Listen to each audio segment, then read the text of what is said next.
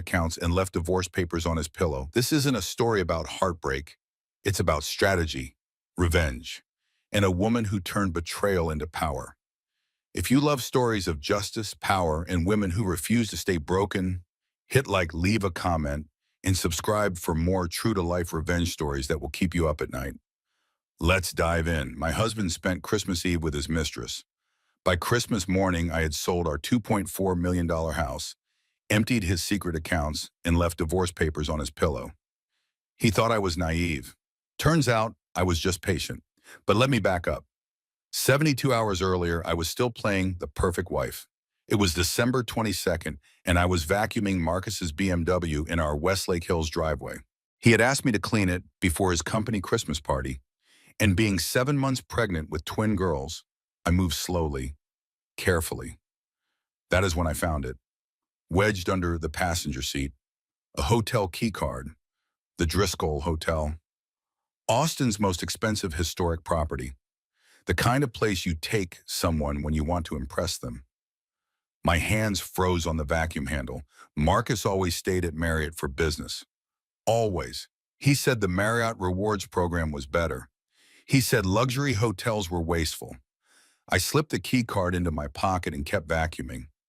Later that afternoon, while organizing his home office for tax season, I found the credit card statement he had left on his desk. My eyes caught one line item immediately: Tiffany and Company, $8,400, December 15th. I walked to my jewelry box, opened it, looked through every piece. Nothing new, nothing from Tiffany, nothing worth $8,000. My heart began to pound, but I kept my face calm. I photographed the statement with my phone, put everything back exactly as I had found it. That evening, Marcus's iPad dinged from the kitchen counter where it was charging. The screen lit up with a text preview. "Can't wait for tomorrow night, baby." Fire emoji. The sender was saved as just the letter A. My hands shook as I picked up the iPad. I knew his passcode, our wedding anniversary. He had never changed it. Probably never thought he needed to. I opened his messages. The thread with A went back months. My vision blurred as I scrolled, counting down the hours until Christmas Eve. "Wear the bracelet I got you. I told my parents we are spending Christmas together next year." I took screenshots of everything. My fingers moved on autopilot while my brain tried to process what I was seeing. Then I deleted the messages from his recently opened apps list and put the iPad back exactly where it had been. I walked to the nursery. 2 cribs already assembled, pink blankets folded neatly, stuffed animals lined up on the shelf. I placed my hand on my belly and felt both babies kick. I did not cry. Not yet. Instead, I called my best friend Sarah. Sarah Mitchell and I had gone to MIT together. We had been roommates, study partners, and each other's maids of honor. After graduation, I had become an architect. Sarah had gone to law school. Now she was the top divorce attorney in Austin with a 94% win rate. The phone rang twice. "Jess, what's wrong? You sound weird." "I need to see you tomorrow," I said quietly, "and I need you to come as my lawyer, not my friend." There was a pause, then Sarah's voice dropped an octave. "Oh shit, Marcus, can you clear your morning? I'll cancel everything, come at 8, and Jessica, don't confront him, not yet." "I won't." I hung up and walked back to the kitchen. Marcus was making dinner, humming along to Christmas music on the radio. He smiled when he saw me. "Hey baby, you feeling okay? You look pale." "Just tired," I lied. The twins were kicking all afternoon. He walked over and kissed my forehead. His cologne smelled expensive, new. He never wore cologne. "Go rest," he said. "I'll call you when dinner's ready." I went upstairs and sat on our bed, the bed we had shared for 6 years, the bed where he had held me when I miscarried our first pregnancy, the bed where we had made plans for our future. I looked at my wedding ring. White gold. Simple. Elegant. Marcus had proposed on this very bed, nervous and fumbling with the box. That man felt like a stranger now. I opened my phone and looked at the screenshots again. Then I did something that would change everything. I texted Frank Russo. Frank was a private investigator Sarah used for her high-profile cases. Former Austin Police Department detective. Cynical but thorough. I had met him once at Sarah's birthday party. Hi, Frank. This is Jessica Morgan, Sarah Mitchell's friend. I need to hire you. Can we talk tomorrow? His response came within 2 minutes. Sure thing. Give me Sarah's number. I'll coordinate with her. Don't worry, we'll figure this out. I set my phone down and finally let myself feel it. The betrayal, the shock, the rage that felt like fire in my chest. But underneath all of that was something else. Something colder. Something sharper. Calculation. Because I realized something in that moment. Marcus thought he was smart. He thought he was careful.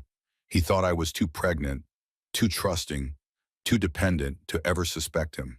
He was wrong. I spent that night in the nursery, sitting in the rocking chair, planning. Not just my escape, his destruction. By dawn, I had a list. By noon the next day, I would have a team. Marcus came upstairs around 11. He looked confused to find the bed empty. Babe, you in here? I turned to face him from the nursery doorway. Couldn't sleep, just thinking about the girls. He smiled that smile I used to love. They're going to be so lucky to have you as a mom. I smiled back. We'll see. He went to bed, I stayed in the nursery, and I waited for morning. Sarah's law office occupied the entire 23rd floor of a downtown Austin high-rise. Floor-to-ceiling windows overlooked Lady Bird Lake. Expensive art on every wall. This was the office of someone who won. I arrived at exactly 8 in the morning, carrying a folder stuffed with printed screenshots, credit card statements, and bank records I had been quietly collecting for weeks. Because the truth was, Christmas Eve was not my first suspicion. It was just a confirmation. Sarah met me at reception herself. She took one look at my face and her professional mask slipped for just a moment. Her eyes filled with fury. Conference room. Now. We sat across from each other at a massive table. I slid the folder to her. Tell me everything, she said. I did. The hotel key card, the Tiffany receipt, the text messages, the cologne, the little things that had been adding up for months, how he came home late more and more often, how his phone was suddenly password protected, how he had started going to the gym at odd hours. Sarah went through every document methodically. When she finished, she looked up. Okay, so he's definitely cheating. But we need to be smart about this. Texas is a community property state. Everything acquired during marriage is split 50-50, including business growth. His company was started before we got married, I said, but it grew from 2 million to 50 million during your marriage. You're entitled to half that growth. We're talking $24 million. The number hit me like a physical blow. I had given up my architecture career to support his business, to be the wife who hosted dinners and smiled at investors and never complained when he worked 70-hour weeks. $24 million. That was the price of my sacrifice. He'll fight me, I said. Of course he will. Men like Marcus always do. That's why we move first, move fast, and move smart. Sarah pulled out a legal pad and started writing. Here's what we're going to do. Phase 1, secure your position. The house is yours. Inherited property, your name only on the deed. You can sell it without his consent. Sell the house?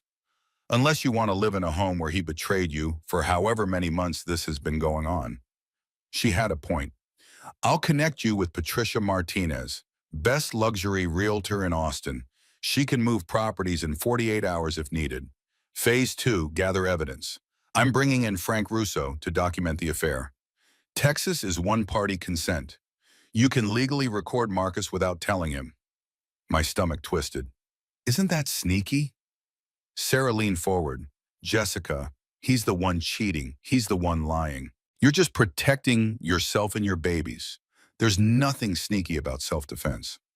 Phase 3, she continued. Follow the money. I'm bringing in my forensic accountant, David Sullivan. If Marcus is hiding assets, and trust me, cheating husbands always hide assets, David will find them. Phase 4, strike when he's vulnerable. Don't tell him anything until Christmas. Let him think he's safe. Let him get sloppy. What if I'm overreacting? I asked quietly. What if there's an explanation? Sarah reached across the table and took my hand. Jess, you're not overreacting. You're protecting yourself and your babies. I've seen this story 100 times. The wife who waits, who gives him the benefit of the doubt, she loses everything. The wife who acts fast, she survives. I thought about my daughters, about the life I wanted them to have, about the lessons I wanted to teach them. Then let's act fast. Sarah made 3 phone calls. The first was to Patricia Martinez. Patricia, it's Sarah Mitchell. I need a favor. Client of mine has a $2.4 million property in Westlake Hills. Inherited, sole ownership, needs to sell within 72 hours. Can you handle it? I could hear Patricia's excited voice through the phone. For you, absolutely. Send me the details. The second call was to Frank Russo. Frank, I've got a surveillance job. High priority. Need full documentation of an affair by Christmas morning. The third call was to David Sullivan. David, I need a deep dive on Morgan Properties LLC. Every account, every transfer, every shell company. Can you start today? By 9:30, I had a team. At 10, Frank Russo walked into Sarah's office. He was in his mid-50s, gray hair, sharp eyes that missed nothing. Mrs. Morgan, bruh, he said, shaking my hand. Sarah says you need eyes on your husband. He's spending tomorrow night at the Driscoll Hotel, Christmas Eve, room 1204. I need photos, videos, everything. Frank pulled out a notepad. You sure you want to see this? Once you see it, you can't unsee it. I thought about my daughters again. I need to know. For them. So when they ask me why their father isn't in their lives, I can tell them the truth. Frank nodded slowly. All right, I'll have everything by Christmas morning. At 11, Patricia Martinez arrived. She was exactly what I expected from Austin's top luxury realtor. Designer suit, perfect hair, the kind of confidence that closed deals. 2.4 million, Westlake Hills inherited property, she said, pulling up listings on her tablet. I've got 3 buyers already interested. Chinese investor, tech CEO from California, and retired surgeon from Houston. All cash, no contingencies. Who can close fastest? I asked. The surgeon, he's looking for investment property. Won't even inspect. He offered 2.6 million. Can close in 72 hours, 2.6 million. 200,000 more than asking. Done, I said. At noon, David Sullivan called in via video conference. He was in his 50s with a Boston accent and the methodical energy of someone who lived for spreadsheets. Mrs. Morgan, I've done a preliminary look at Morgan Properties LLC. I need access to your husband's computer to go deeper. Can you get me that? I have his passwords, I said. To everything, he uses the same one. Our wedding date. Everyone in the room stared at me. Since when? Sarah asked. Since always. He never changed it, never thought he needed to. David laughed, a sharp bark of sound. Then we've got him. Give me 24 hours. If he's hiding money, I'll find it. By 1 in the afternoon, I had a plan. By 2, I had a team executing it. By 3, I was back home playing the perfect wife, while my husband had no idea his entire world was about to collapse. That evening, Marcus came home early, surprising me. Thought I'd spend the evening with my best girl, he said, kissing my cheek, before the craziness of Christmas. We made dinner together. We watched a Christmas movie. He rubbed my feet while I pretended everything was normal. And the whole time I was thinking about tomorrow night, about what Frank would photograph, about what came next. Marcus fell asleep on the couch during the movie, his hand resting on my belly. I looked at him and felt nothing. No love, no anger, just cold, clear purpose. I gently moved his hand and went upstairs. In his office, I plugged in an external hard drive and began copying files. Every email, every document, every financial record. It took 47 minutes. He never woke up. I also found something else in his desk drawer, a document labeled prenup draft dated December 15th. I opened it, prepared for Marcus Morgan and Amber Sinclair. Terms: Jessica receives $500,000 lump sum. No spousal support. Limited custody of twins every other weekend. Marcus retains 100% of Morgan Properties LLC. My hands shook as I photographed every page. He had been planning this for weeks, months maybe, while I decorated the nursery, while I felt our daughters kick. While I believed in our future, I finished copying his files, put everything back exactly as it was, and went to bed. Marcus came up an hour later, sliding into bed beside me. "Love you, babe," he mumbled, already half asleep. I stared at the ceiling and said nothing. Tomorrow was Christmas Eve. Tomorrow, Frank would document his betrayal. And tomorrow night, while Marcus was with his mistress, I would begin dismantling his life piece by piece. Because he wanted a war, he was about to get one. And I was going to win. Christmas Eve morning arrived with freezing rain that turned Austin's streets into mirrors of gray light. Marcus was unusually cheerful at breakfast, humming carols while making French toast. "Big day," he said, sliding a plate in front of me. "Wrapping up the River Oaks project by end of year. This deal could set us up for life." Us. The word felt like a lie in his mouth. "I thought you had everything finalized already," I said carefully. "We did, but the developer is getting cold feet. Wants to renegotiate terms. I need to fly down to Houston tonight, smooth things over in person." Houston. Not the Driscoll Hotel, not room 1204. Houston. On Christmas Eve? I made my voice soft, disappointed. "I know, baby, I'm sorry. But if I don't close this deal, we lose $3 million. I'll be back first thing Christmas morning. We'll do presents then, okay?" He kissed my forehead. His cologne was particularly strong today. That expensive new scent, the one he wore for her. "Of course," I said. "Business comes first." He smiled, relieved. "You're the best. This is why I married you." After breakfast, he showered and packed an overnight bag. I watched from the bedroom doorway as he carefully selected clothes. Not his usual business casual, his best suit, the Tom Ford one he saved for special occasions. "Fancy outfit for a business meeting," I observed. "Developer's old school, likes formality." He did not meet my eyes while he said it. At 6 p.m., he loaded his bag into his car. "Kiss me goodbye." His lips barely touched my cheek. "Love you," he said. "See you tomorrow morning." I watched him drive away, waited 10 minutes. Then I called Frank. "He just left. Said he's going to Houston." "He's heading downtown," Frank replied, "toward the Driscoll, right on schedule." At 8:47 p.m., my phone buzzed with a photo. Marcus entering the Driscoll lobby wearing his best suit, carrying his overnight bag and a Tiffany blue gift bag. At 9:15, another photo. A blonde woman in a stunning red dress entering the lobby. She was young, mid-20s, beautiful in that effortless way that made my pregnant self feel impossibly frumpy. Amber Sinclair, his marketing director, the woman he had been texting for months. At 9:23, a video. Marcus and Amber in the elevator. His hand on the small of her back, then sliding lower. Her laughing, leaning into him. Him kissing her neck while her eyes closed in pleasure. I watched the video 3 times. My face stayed completely blank.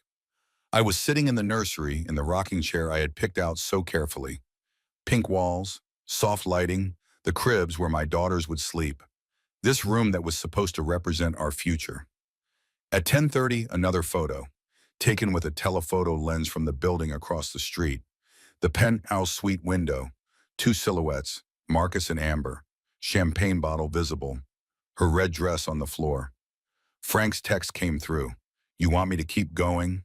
I typed back, "No, I've seen enough." But 5 minutes later, my phone buzzed again. "Frank, you need to see this. I'm sorry."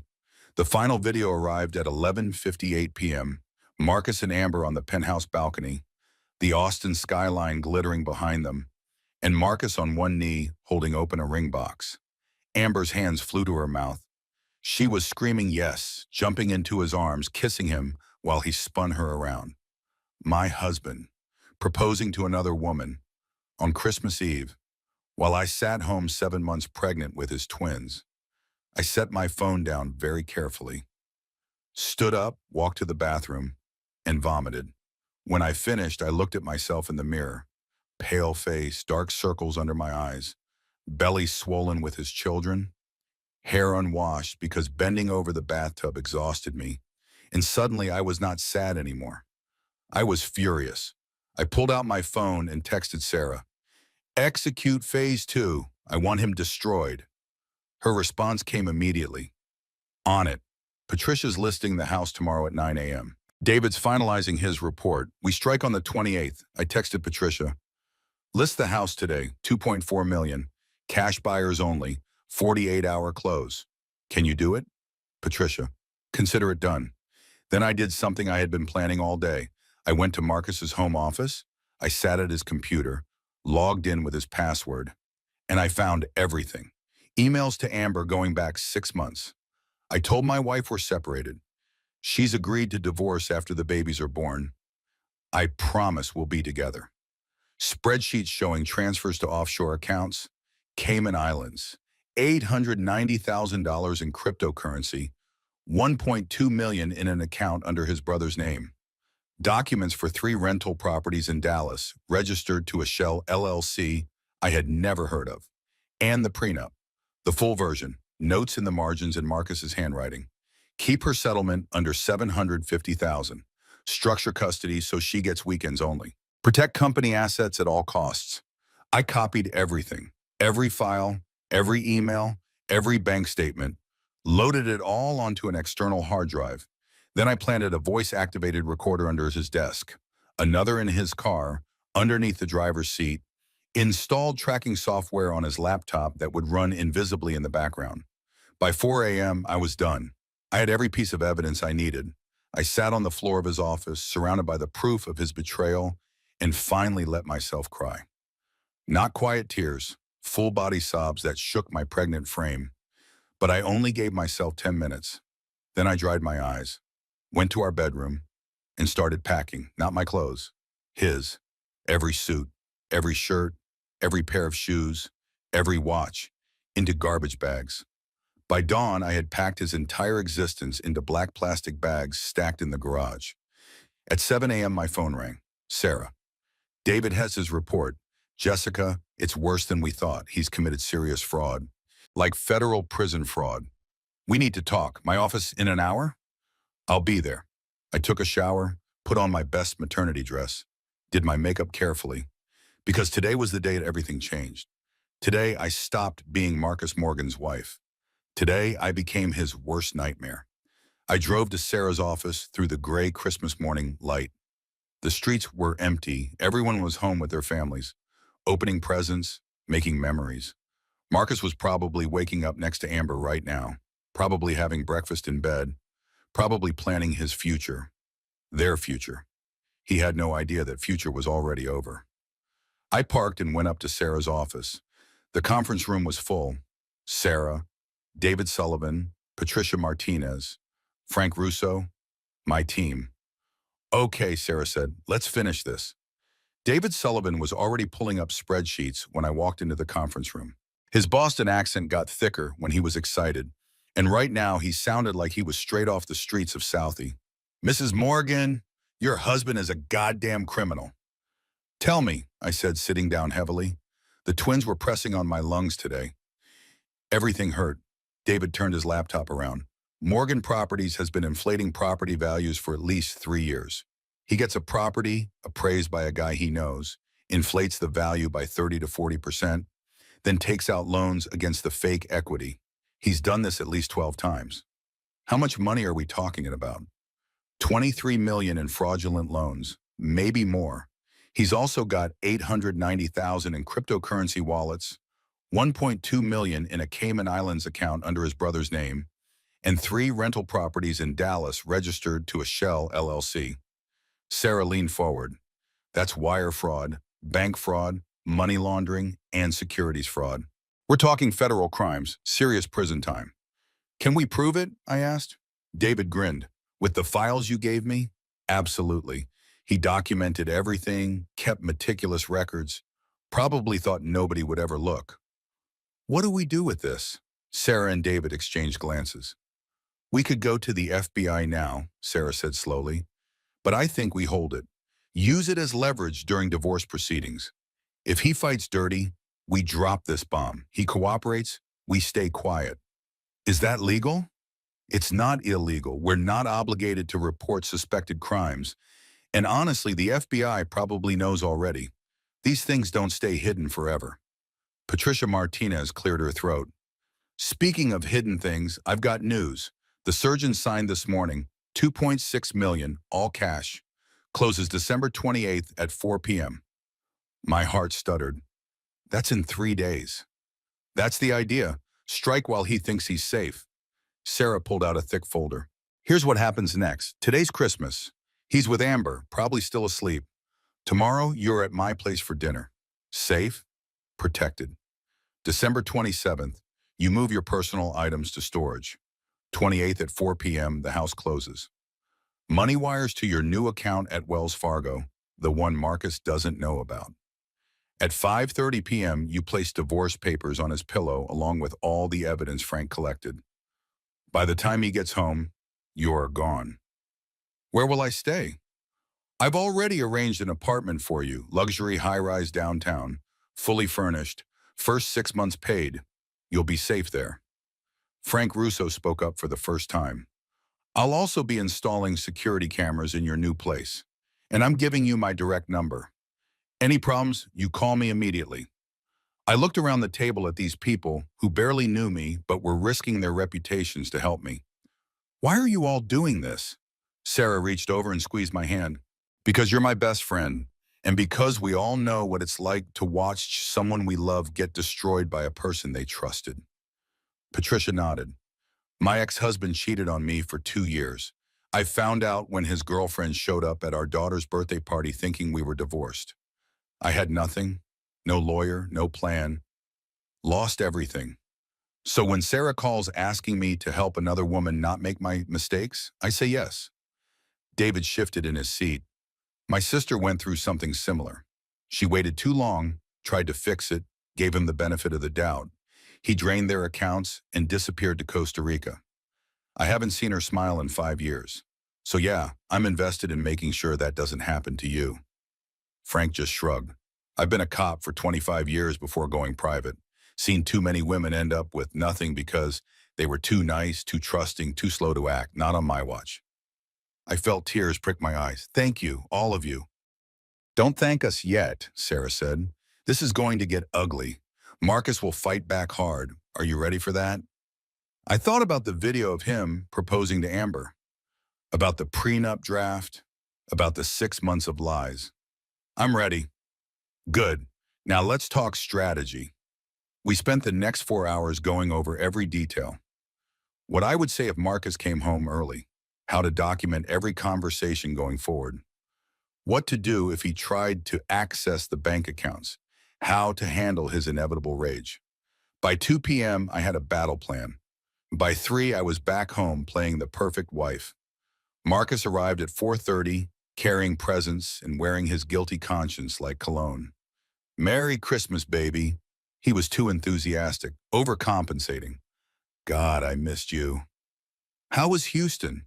I kept my voice light. Exhausting. Developer was being impossible, but we worked it out.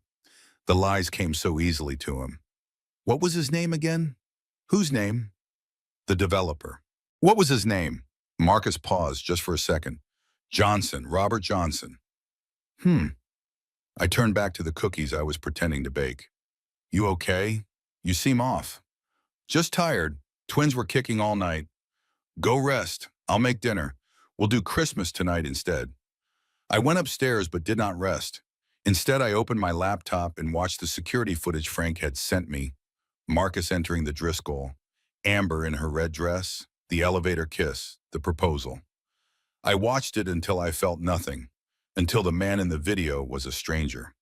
Around 8 p.m., Marcus called up the stairs. Dinner's ready? We ate Christmas dinner at our dining room table, turkey and all the fixings. He had even lit candles. It should have been romantic. Instead, it felt like a funeral. So, Marcus said, pouring himself wine. Sarah texted me, invited us to her place tomorrow for Christmas dinner. You want to go? She invited me. She knows you'd rather catch up on work. I mean, I do have some emails to handle, but it's fine. Go ahead. I'll go see Sarah. Relief flooded his face. You sure? Absolutely. Because I needed him out of the house tomorrow.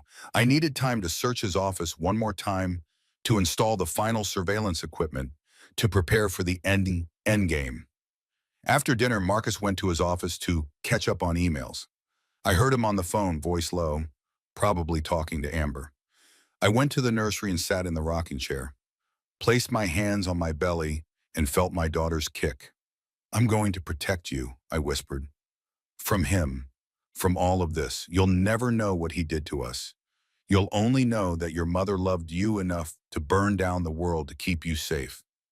That night, while Marcus slept, I went through his office one final time and found the smoking gun I needed. An email to his business partner dated December 20th.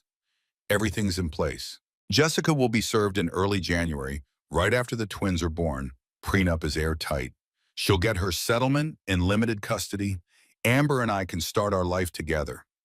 The company stays protected. It's all working out perfectly. I took a photo of the email, added it to my evidence folder. Then I did something I had been planning all week. I logged into our joint bank account and set up automatic transfers. Starting December 29th, every morning at midnight, $100 would transfer from our joint account to my new secret Wells Fargo account. Small enough he would not notice immediately, large enough to build up fast. Then I went to bed and slept better than I had in months. Because the war was almost over, I just needed to survive 3 more days. 3 more days of pretending, 3 more days of lies. And then Marcus Morgan would discover what happened when you underestimated a pregnant woman with nothing left to lose. December 26th dawned cold and bright. Marcus was cheerful at breakfast again. Too cheerful, the way guilty people overcompensate. "Sleep well?" he asked, making coffee. "Fine, you?" "Great. Hey, I was thinking, maybe we should take a baby moon before the twins come. Somewhere warm. Mexico, maybe." A baby moon with his pregnant wife, while planning to divorce her and marry his mistress. The audacity was almost impressive. "That sounds nice," I lied. "We can talk about it after New Year's." There would be no baby moon, no New Year's together. In 48 hours, Marcus would come home to an empty house and divorce papers. But he did not know that yet. After breakfast, I drove to Sarah's house, as planned. Her husband Tom answered the door, ushering me inside with a sympathetic smile. "Sarah's in her office. Go on up." Sarah's home office was smaller than her downtown suite, but just as impressive. She had divorce papers spread across her desk, each section marked with colored tabs. "These are ready to file," she said. "I just need your signature." I sat down and started reading. The petition for dissolution of marriage, the custody arrangement, the division of assets. "This says I'm asking for full physical and legal custody," I noted. "You are. He can petition for visitation after he serves whatever prison time he's looking at for the fraud. What if he fights for custody before the FBI gets involved? Then we show the judge the evidence, the affair, the lies, the financial fraud. No judge will give primary custody to a man who's potentially facing federal charges." Sarah leaned back in her chair.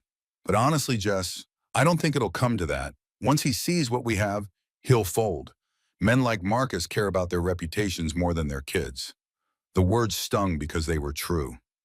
I signed every page. My signature looked surprisingly steady. "What happens tomorrow?" I asked. "Tomorrow you go home early.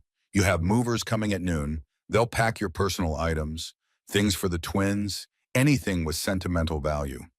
Everything goes to a storage unit I've rented under my name. The movers think you're just doing a declutter. They don't know about the divorce."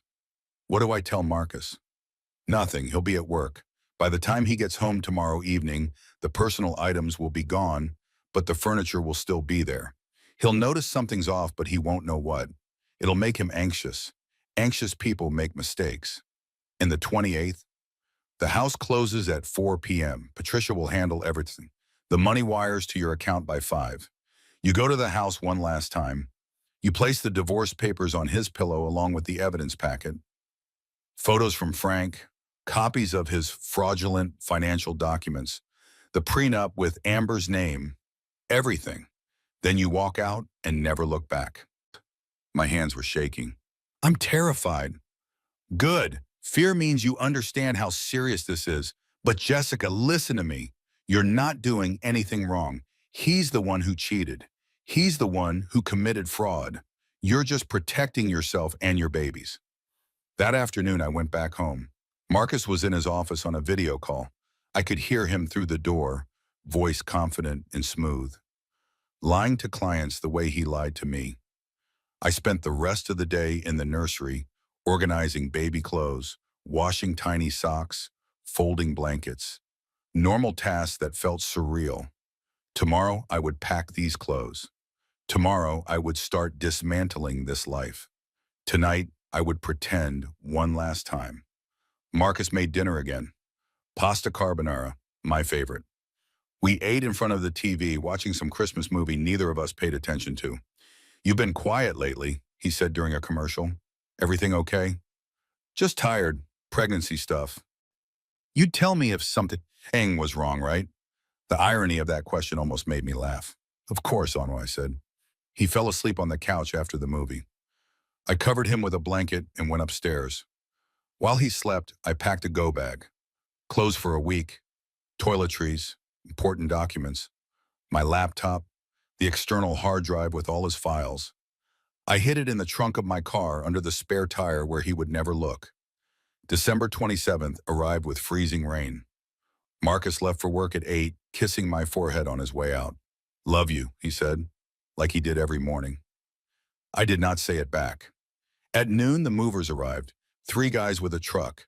They thought they were doing a simple declutter job. "Just the nursery items in the boxes I have marked," I told them. "Everything else stays." They loaded up the cribs, still in boxes because we had not assembled them yet.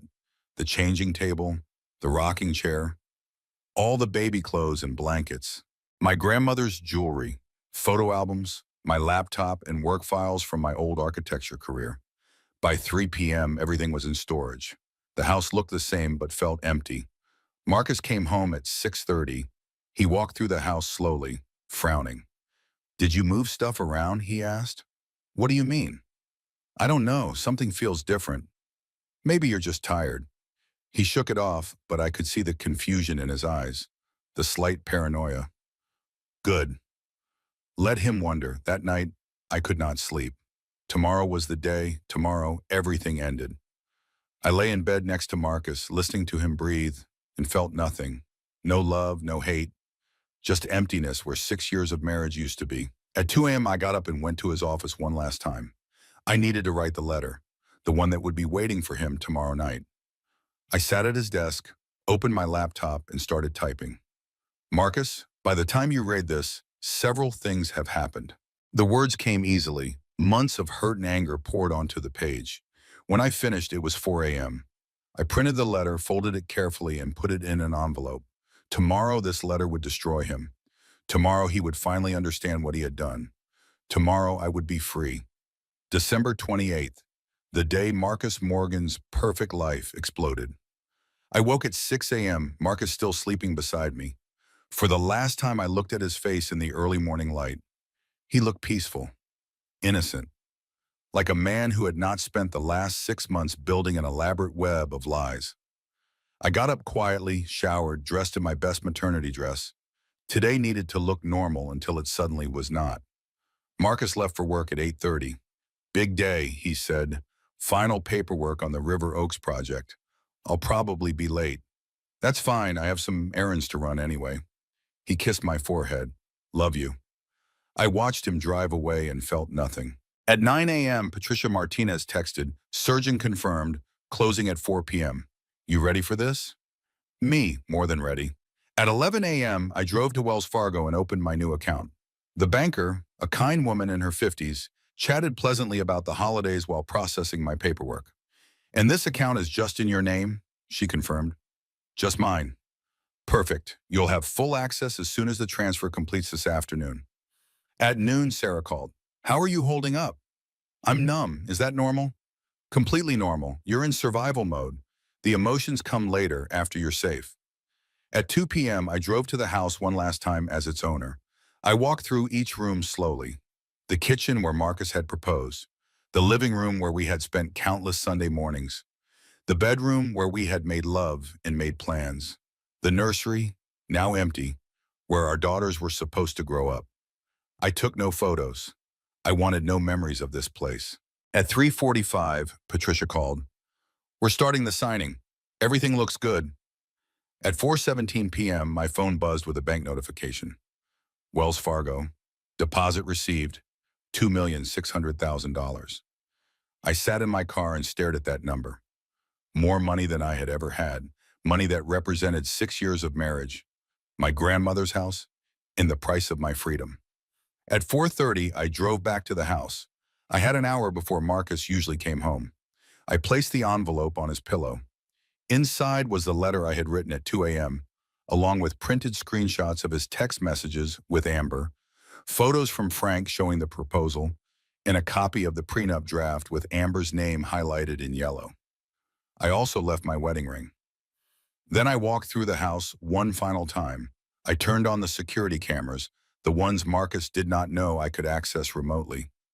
I wanted to see his face when he found everything. At 5:30, I walked out the front door, got in my car, and drove away. I did not look back.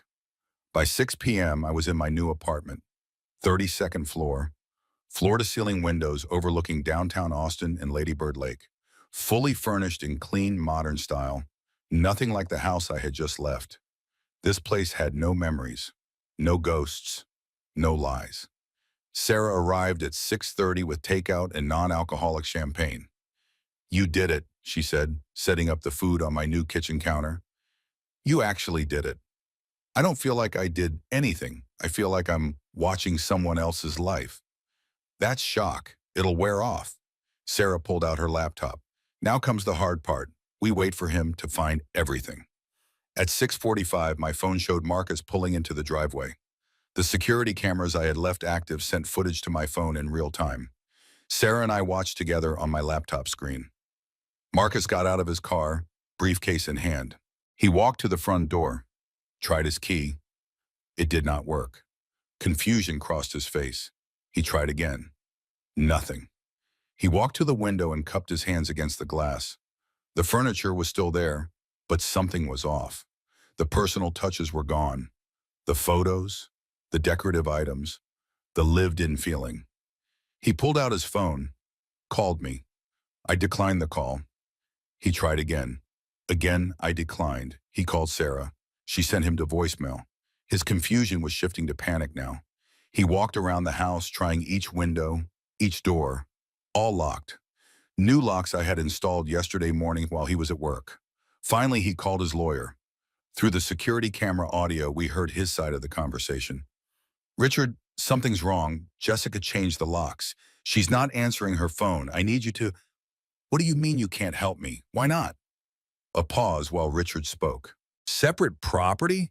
What the hell are you talking about? That's our house." Another pause. "Inherited? But we've lived there for 6 years. That doesn't—" His face went white. "She sold it? When? How is that even—" He hung up, stood very still in the driveway. Then he got back in his car and drove away. Sarah and I tracked him through the GPS device Frank had planted in his car. He drove straight to his office. 20 minutes later, he was calling his business partner, his brother, his parents, each conversation growing more desperate. At 8 p.m., he finally went back to the house. This time he broke a window to get in. The security cameras showed him walking through the empty rooms, looking for evidence of where I had gone, what I had taken. Then he went upstairs to the bedroom. We watched as he found the envelope on his pillow. He opened it slowly, started reading the letter. His face went through so many expressions: confusion, disbelief, anger, fear. When he got to the photos of him and Amber, he actually staggered backward. When he saw the prenup draft with Amber's name, he put his head in his hands. Then he saw my wedding ring lying on the pillow. He picked it up, turned it over in his hands. And for just a moment, he looked like a man who finally understood what he had lost, but only for a moment. Then rage replaced everything else. He called me again. This time I answered. Put it on speaker so Sarah could hear. "Jessica, what the fuck have you done?" "Hello, Marcus. You sold our house? Without telling me?" "My house, and yes. You can't just— Where are you? We need to talk about this." "We don't need to talk about anything. My lawyer will contact you Monday. Everything else you need to know is in that envelope." "The photos are fake. Amber and I—" "Don't. I watched you propose to her, Marcus. Christmas Eve, while I was home pregnant with your daughters." Silence. "I was going to tell you," he finally said. "After the babies came, I was going to do this the right way." The right way? You were planning to serve me divorce papers a week after giving birth. You drafted a prenup cutting me out of everything I helped you build. You hid millions of dollars and committed fraud. None of that is the right way. You don't understand the pressure I've been under. Save it. You're going to cooperate with the divorce. You're going to accept whatever custody arrangement the court decides. And you're going to pray that I don't send all of David Sullivan's financial findings to the FBI. Another silence. You wouldn't. Try me. I hung up. Sarah was grinning. That was perfect. You were cold as ice. I don't feel cold. I feel hot, like I'm burning up from the inside. That's adrenaline and anger, both healthy reactions. She squeezed my shoulder. You did good, Jess. Really good. My phone buzzed with a text from Marcus. We need to talk in person. Tomorrow, please, and I showed it to Sarah. Do you want to see him? I thought about it, about 6 years of marriage, about the man I had loved and the stranger he had become. No, let the lawyers handle it. Good answer. That night after Sarah left, I stood at my new floor-to-ceiling windows and looked out at Austin. The city lights sparkled. Somewhere out there, Marcus was probably with Amber, trying to explain why his pregnant wife had just upended his life. Let them panic. Let them scramble. I placed my hand on my belly and felt both babies kick. We're safe now, I whispered. He can't hurt us anymore.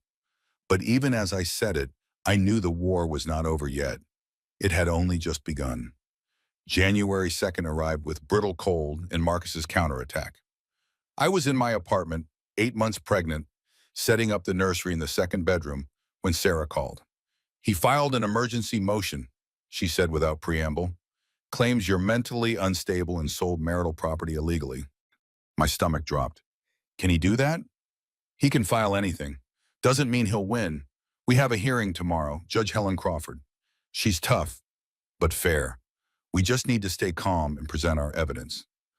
What if he convinces her I'm unstable? With what proof? You documented everything methodically. You had a team of professionals helping you. That's not instability. That's strategic planning. Trust me, we've got this. But my hands were shaking when I hung up.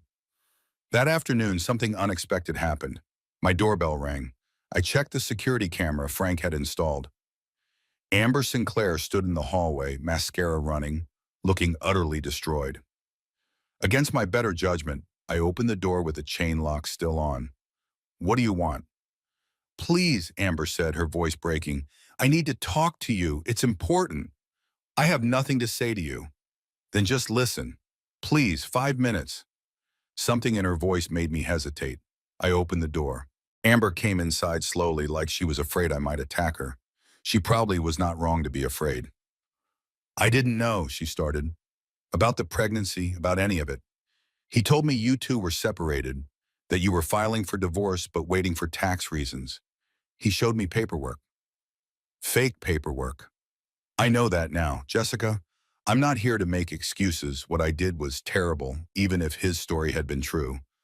I just wanted you to know that I'm not going to testify against you. He asked me to, threatened me, but I won't do it. Why are you telling me this? Amber's hand moved unconsciously to her stomach. Because I'm pregnant too. The world tilted. You're what? 9 weeks. And when I told Marcus, he told me to get rid of it. Said if I didn't, he'd destroy my career, tell everyone I seduced him, that I'm crazy. I felt like I was watching this conversation from very far away. So you're keeping it? I don't know. I don't have money. He threatened to fire me. I'm terrified. Part of me wanted to feel sympathy, but a larger part just felt rage. You helped destroy my marriage, I heard myself say. You slept with my husband while I was pregnant. You wore jewelry he bought with our money, and now you want my sympathy? No, I want you to know what you're up against. He's not going to stop.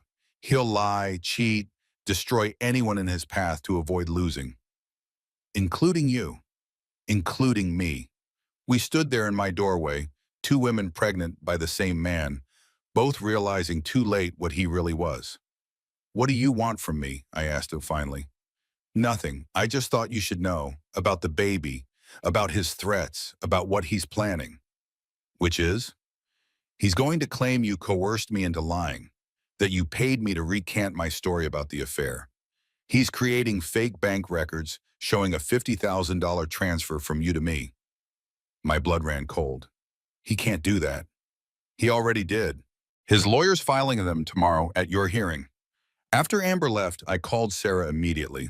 He's creating fake evidence, claiming I paid Amber $50,000 to lie about the affair. Son of a bitch! Okay, don't panic. We can fight this. I'm calling David Sullivan. If those records are fake, he'll prove it. But the next morning at the emergency hearing, everything went wrong. Judge Helen Crawford was in her 60s with steel gray hair and no patience for games. Marcus sat at the plaintiff's table with his lawyer Richard Stone, both of them in expensive suits. I sat with Sarah, feeling enormous and exhausted in my maternity dress. Marcus spoke first, playing the concerned husband perfectly. Your Honor, I'm worried about my wife. She's not acting like herself. The pregnancy seems to have made her paranoid. She's making wild accusations, selling property without consultation. I just want to make sure our daughters are safe. Sarah cross-examined him ruthlessly. Mr. Morgan, where were you Christmas Eve?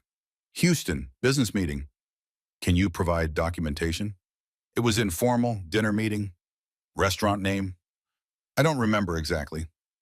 Sarah pulled out the photos. Your Honor, I'd like to submit Exhibits A through F, photographs documenting Mr. Morgan at the Driscoll Hotel in Austin, not Houston, with his employee Amber Sinclair, including photos of them kissing and Mr. Morgan proposing marriage. The courtroom went silent. Marcus's lawyer tried to recover. Your Honor, my client's personal life is irrelevant to custody. It's relevant when he's lying under oath, Sarah said coldly. Judge Crawford leaned forward. Mr. Morgan, did you lie to this court about your location on December 24th? Marcus looked trapped. Your Honor, I can't explain. Yes or no? Yes. Motion for emergency custody denied. Will reconvene for preliminary custody hearing January 15th. Dismissed. Outside in the courthouse, Sarah was triumphant. We crushed him. But I could not shake the feeling that Marcus was not done yet. I was right. That night, 3 things happened in quick succession. First, I checked my bank account and found it frozen. Every penny of the $2.6 million inaccessible. Second, my OBGYN called. My insurance had been canceled. Marcus had removed me from his company policy. Third, a process server arrived with a lawsuit. Morgan Properties LLC versus Jessica Morgan. Defamation. $5 million in damages. I called Sarah, barely breathing. He's trying to destroy me financially. All my money's frozen. I have no insurance. I'm 8 months pregnant and I have $47 to my name. That bastard convinced another judge to freeze the assets. And the insurance cancellation is legal, unfortunately. Spouses can remove each other during separation. Sarah's voice was tight with fury. The defamation suit is a slap suit, designed to intimidate you into settling. We'll fight all of it. But Jessica, this is going to get worse before it gets better. That night, alone in my apartment, I broke down completely. I sat on the floor of my empty nursery and sobbed. Huge, gasping sobs that shook my pregnant body. The twins kicked frantically, like they could feel my distress. I'm sorry, I whispered to them. Mommy tried. I thought I was strong enough. I looked at my phone. Marcus had called 17 times, each voicemail more desperate. The last one said, Jessica, please, we can work this out. Drop the divorce. Sign a postnup. You'll get $750,000 in joint custody. That's fair. That's more than fair. Just stop this before you end up with nothing. $750,000, joint custody, everything I had fought against. For the first time since Christmas Eve, I considered giving up, and then my phone rang. Unknown number. Against my better judgment, I answered, Mrs. Morgan, this is Special Agent Karen Wallace, FBI Financial Crimes Unit. I apologize for the late hour, but we need to meet. It's urgent. I sat up. What? Why? It's about your husband. Can you meet me at 7 a.m. tomorrow? Starbucks on West 6th? What's this about? It's better if we talk in person. But Mrs. Morgan, Whatever you do, don't contact Marcus before we speak." She hung up. I sat in the darkness, my heart pounding, twins kicking, mind racing. The FBI. They knew about Marcus's fraud, and they wanted my help. Maybe this war was not over after all. I did not sleep that night. Every time I closed my eyes, I saw Marcus's face when he found the divorce papers, heard his voice on those desperate voicemails, felt the weight of the financial trap he had built around me. At 6:30 a.m., I forced myself to shower and dress, my best maternity outfit, professional, calm, not a woman who had spent half the night crying on her bathroom floor. The Starbucks on West 6th was nearly empty this early. I spotted Special Agent Karen Wallace immediately. Mid-40s, sharp suit, the kind of eyes that missed nothing. She stood when I approached. "Mrs. Morgan, thank you for meeting me." We sat in a corner booth away from the morning coffee rush. "I'm going to be direct," Agent Wallace said. "We've been investigating your husband for 18 months. Wire fraud, money laundering, securities fraud. Morgan Properties has been inflating property values, securing loans based on false appraisals, and moving money offshore for at least 3 years." My coffee cup shook in my hands. "How much money?" "We estimate 23 million in fraudulent transactions, possibly more." "Why are you telling me this?" "Because we need your testimony. We need someone who can testify about his business practices, his computer access, his patterns, someone he trusted. I'm his wife, soon-to-be ex-wife. Won't that make me biased?" "It makes you credible. You have nothing to gain from lying. In fact, his conviction would complicate your divorce. But we also need something else." She slid a small black device across the table. "We need you to wear a wire. Get him to confess. On tape." I stared at the device. "You want me to trick him?" "We want you to have a conversation with him. He's been calling you, right? Wanting to meet? Say yes. Wear the wire. We'll have agents nearby. You'll be completely safe." "What if he figures it out?" "He won't. This technology is virtually undetectable. And Jessica, I need you to understand something. If we take Marcus down, all his assets get seized, including the 2.6 million that's currently frozen. We can work with the court to release those funds to you, plus he goes to prison, which means you get full custody by default." The room felt too hot suddenly. "How long in prison?" "With what we have? 10 to 15 years. 10 to 15 years.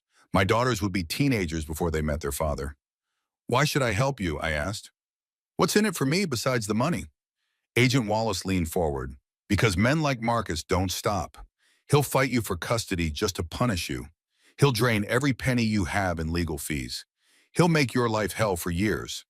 But if he's in federal prison, it's over. You can raise your daughters in peace. Isn't that worth 1 hour of your time?" I thought about Emma and Grace, still safely inside me, about the life I wanted them to have, about the lessons I wanted to teach them about standing up to bullies. "When?" "Today, this afternoon. Call him. Tell him you're willing to talk. Suggest a neutral location. We'll wire you up and position agents nearby." I pulled out my phone and looked at Marcus's 17 missed calls. "Okay," I said, "let's do it." By noon, I was in the back of an FBI van, being fitted with the most sophisticated wire I had never imagined existed, thin as a hair, invisible under my maternity dress. "Remember," Agent Wallace coached me, "get him talking about the properties, the appraisals, the offshore accounts. We need him to admit it in his own words." "What if he doesn't?" "Then guide the conversation. You know how he thinks. Use that." At 1 p.m., I texted Marcus, "I'm willing to talk. Just us. Coffee shop on Lamar, 2 p.m. His response was immediate. "Thank God. I'll be there. Thank you, Jessica. Thank you." The coffee shop was busy enough to seem normal, but quiet enough to record clearly. I arrived early and chose a table by the window. FBI agents were scattered throughout the shop, looking like normal customers.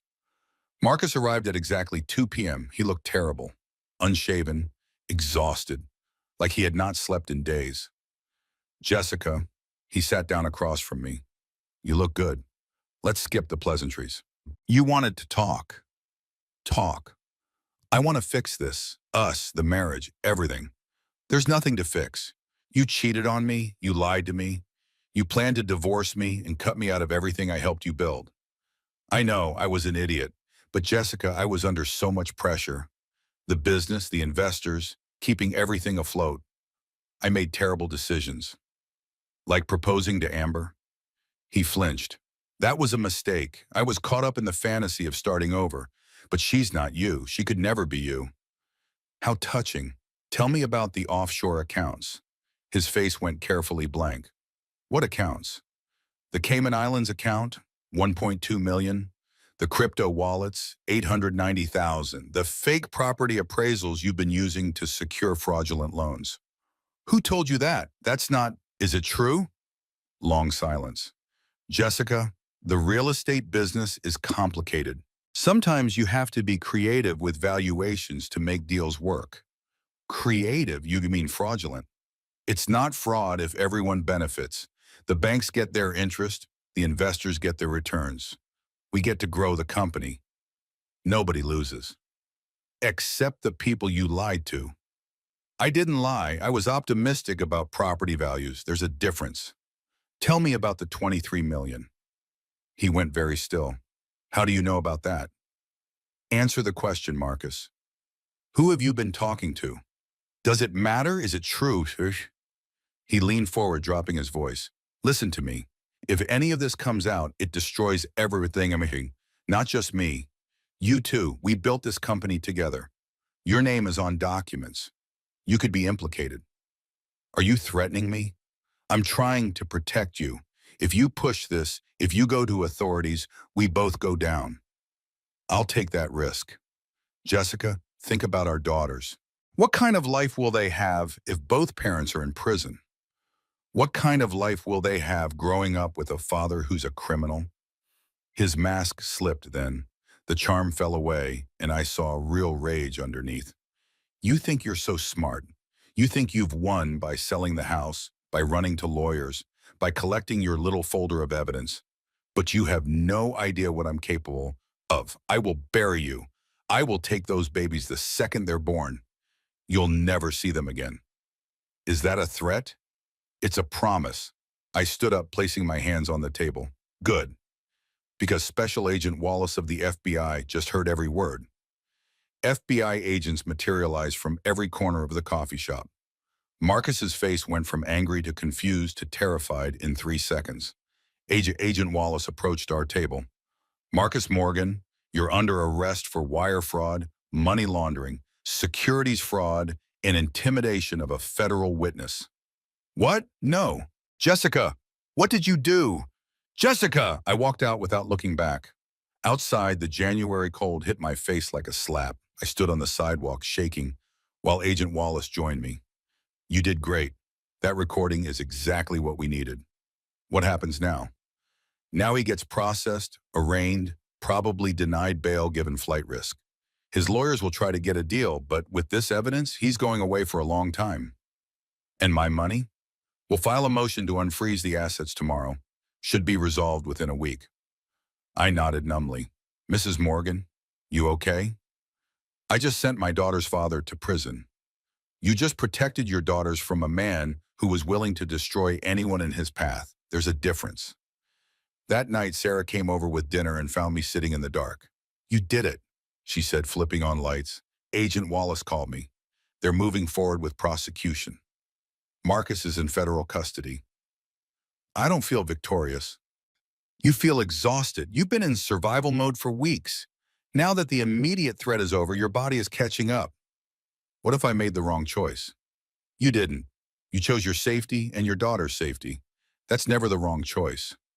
She stayed until I fell asleep on the couch, too tired to make it to bed. And for the first time in weeks, I slept without nightmares. 6 weeks passed in a blur of court appearances, lawyer meetings, and finally prenatal appointments I could afford again. On February 14th, Valentine's Day, Marcus Morgan stood in federal court and pled guilty to 11 counts of fraud. I sat in the courtroom gallery, 9 months pregnant, and watched him accept his fate. Judge Thomas Morrison was not gentle. Mr. Morgan, you systematically defrauded investors, lenders, In the federal government for personal gain. You showed no remorse until you were caught. You threatened your pregnant wife to protect your crimes. Sentencing is as follows. 12 years in federal prison, $18.7 million in restitution to defrauded parties, forfeiture of all assets, including properties and accounts acquired through fraudulent means. 12 years. My daughters would be in middle school before their father was released. Marcus's lawyer stood. Your Honor, my client has a family. He should have thought of that before committing federal crimes. Sentence stands. Security led Marcus away. As they did, he turned and looked directly at me. I expected rage. Instead, I saw something worse. Defeat, empty recognition that he had destroyed everything. I looked away first. In family court that same afternoon, Judge Helen Crawford handled custody. Mrs. Morgan is awarded full legal and physical custody of the minor children. Mr. Morgan's parental rights are suspended pending completion of his prison sentence. He may petition for supervised visitation upon release. Full custody. My daughters would be mine alone. I should have felt relief. Instead, I felt nothing. 2 weeks later, on March 3rd, I went into labor. Sarah drove me to the hospital at 2 a.m., coaching me through contractions while simultaneously texting my birth plan to the delivery team. You're doing great. Just breathe. I can't do this, Sarah, I can't. Yes, you can. You've done harder things. You walked through fire. This is just the door to the other side. 8 hours later, Emma Rose Morgan arrived at 6 pounds 2 ounces, screaming her outrage at the world. 12 minutes after that, Grace Ann Morgan followed at 5 pounds 9 ounces, quiet and observing. The nurse placed both babies on my chest, and I finally broke down completely. They're perfect, I sobbed. They're so perfect. Sarah stood beside the bed, tears running down her own face. Yeah, they are. And they'll never know a man who lies. I stayed in the hospital for 3 days. Sarah brought me everything I needed. Frank Russo installed security cameras in my apartment. Patricia Martinez sent a massive flower arrangement. David Sullivan sent a college fund contribution for both girls. My team. My people. On the day I came home with Emma and Grace, I stood in my apartment holding my daughters and looked out at Austin. Somewhere in this buried city, Marcus was in a cell. Somewhere, Amber was pregnant and scared. Somewhere, the life I thought I would have was still echoing like a ghost. But here, in this moment, I had everything that mattered. Welcome home, babies, I whispered. We made it. 3 months later, I registered Second Chances as a nonprofit. Legal aid and financial support for women escaping abusive marriages. Sarah volunteered as lead counsel.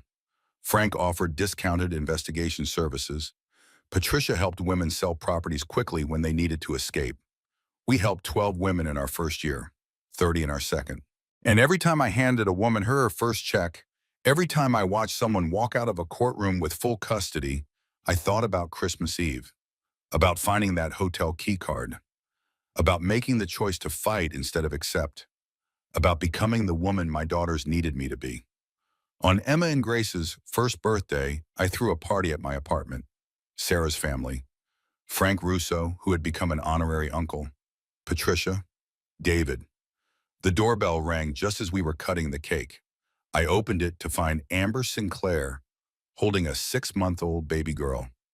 I'm sorry to just show up, Amber said nervously.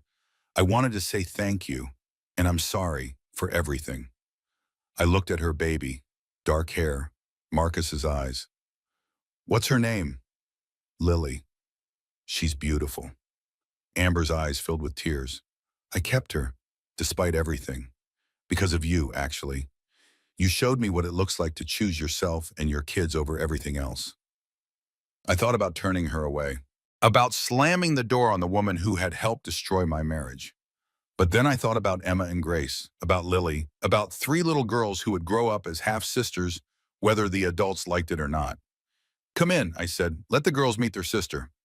That evening, after everyone left, I stood on my balcony with a glass of wine and watched the sunset over Austin. My phone buzzed with an email.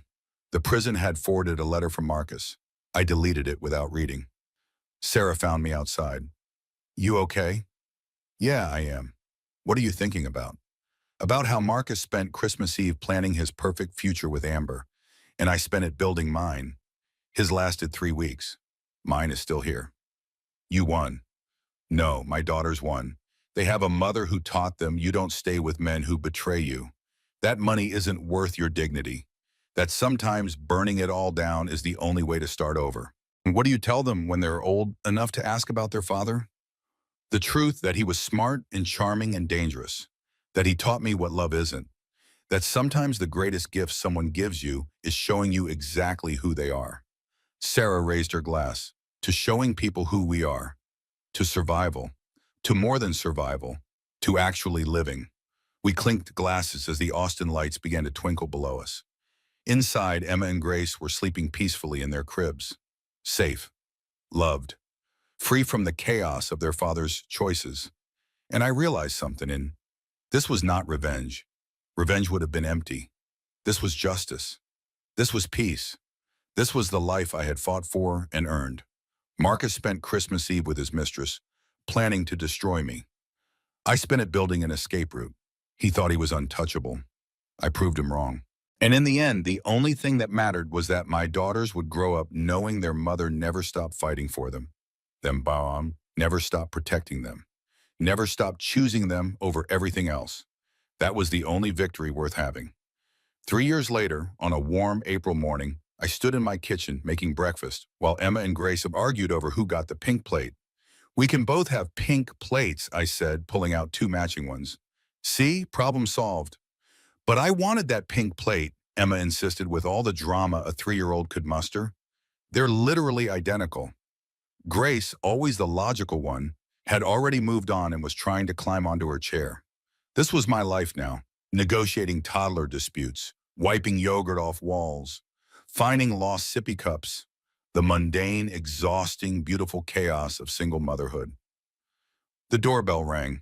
I checked the security camera, a habit that would probably never leave me.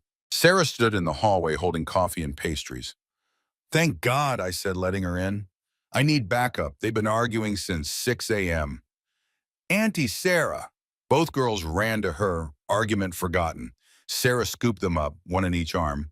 Have you two been terrorizing your mother? She won't let me have the pink plate, Emma reported. She has a pink plate. She just wants mine, Grace countered. How about we all have different colored plates? Emma gets pink, Grace gets purple, and your mom gets blue. Everyone wins. The girls considered this diplomatic solution and accepted it. You're a miracle worker, I said as Sarah set them down. I'm a lawyer. Negotiation is literally my job. We settled the girls with breakfast and moved to the living room with our coffee. Big day, Sarah said. You ready? Today was the opening of Second Chance's first physical office. After 3 years of running the nonprofit from my apartment, we finally had enough funding for a real space. I'm terrified. What if nobody comes? Jess, we've helped over 100 women in 3 years. They'll come. The office was in downtown Austin, small but professional. 2 consultation rooms, a reception area, a resource library. By 10 a.m., the ribbon-cutting ceremony was underway. Local press, city council members, and women. So many women who had used our services and wanted to give back. I gave a short speech about second chances and choosing yourself and fighting for your future. The usual message I had refined over 3 years of speaking engagements. But then something unexpected happened. A woman in her 50s approached me after the ceremony. Mrs. Morgan, I'm Detective Lisa Rodriguez, APD. I wanted to thank you. Thank me for what? 6 months ago, my sister discovered her husband was embezzling from his company and hiding money offshore. She found your nonprofit. Your team helped her document everything, secure her assets, and file for divorce before he could destroy her financially. She got full custody, and he's facing federal charges because of you. My throat tightened. I just connected her with resources. You did more than that. You showed her it was possible to fight back and win. That matters more than you know. After Detective Rodriguez left, Sarah found me wiping tears in the bathroom. Happy tears? She asked. Yeah, just overwhelmed. You've built something incredible here, Jess. You took your worst experience and turned it into help for hundreds of women. That's not just survival. That's transformation. That evening, after tucking Emma and Grace into bed, I sat on my balcony with a glass of wine. My phone buzzed. An email from the federal prison system. Inmate Marcus Morgan has requested to add you to his approved contact list. Approve or deny? I stared at the email for a long moment. 3 years ago, I would have been tempted to respond, to tell him everything he had lost, to make sure he knew exactly what his choices had cost him. But now I felt nothing, no anger, no satisfaction, no curiosity about what he wanted to say. I clicked deny and deleted the email. Marcus Morgan was my past. Emma and Grace were my present. The women at Second Chances were my future. That was enough. My phone rang. Unknown number. I almost declined, but something made me answer. Jessica Morgan? Yes? This is Amber. Amber Sinclair. I know it's been a while. I was wondering if maybe the girls could have a play date. Lily asks about her sisters sometimes. I thought about saying no, about keeping that door closed. But then I thought about Emma and Grace and Lily, 3 little girls who shared a father whether he deserved them or not. Sure, how about Saturday? The park on West 6th. Really, that's great. Thank you. Saturday arrived sunny and warm. I brought Emma and Grace to the park and found Amber already there with Lily, who was now 3.5 and looked disturbingly like Marcus. The girls were shy at first, but within 10 minutes they were playing together like they had known each other their whole lives. Amber and I sat on a bench watching them. How are you doing? I asked. Better. I'm working as a victim's advocate now, helping women in abusive relationships. It's meaningful work. That's good. I heard about second chances. What you're building. It's amazing. We just try to help. Long silence. I'm sorry, Amber said quietly. I know I've said it before, but I mean it. What I did was inexcusable. It was, but we can't change the past. We can only decide who we want to be going forward. Who do you want to be? I watched Emma push Grace on the swing while Lily waited her turn. Someone my daughters are proud of. Someone who turned pain into purpose. Someone who chose forgiveness not for him or for you, but for me. Because holding on to anger was exhausting, and I had better things to do with my energy. Amber wiped her eyes. You're a better person than I deserve. I'm just a person, doing my best, same as you. We stayed at the park for 2 hours. When we left, the girls made us promise to do it again. Next week? Amber asked hopefully. Next week, I agreed. That night, after the girls were asleep, I did something I had not done in 3 years. I took out my old wedding album. I looked at photos of Marcus and me on our wedding day. Young, happy, completely unaware of what was coming. And I felt nothing but gratitude. Gratitude that I had discovered the truth. Gratitude that I had fought back. Gratitude that I had survived. I closed the album and put it back in storage. The next morning, I woke to Emma and Grace jumping on my bed. Mama, Mama, we want pancakes. Okay, pancakes coming up. I followed them to the kitchen, their giggles filling the apartment. This was my life now, not the one I had planned. Not the fairy tale ending, but it was mine. Built from ashes. Earned through pain. Absolutely real. And as I flipped pancakes while my daughters danced around the kitchen, I realized something. Marcus had spent Christmas Eve with his mistress, trying to build a new life. I had spent it planning my escape. He thought he was untouchable. I proved him wrong. He lost 12 years in federal prison. I gained the rest of my life. And every single day, I chose to live it. Not in anger, not in bitterness, not looking backward, but forward. Always forward. Toward my daughters. Toward my purpose. Toward the future I was creating one decision at a time. Marcus taught me what love is not. My daughters taught me what it is, and that made all the difference.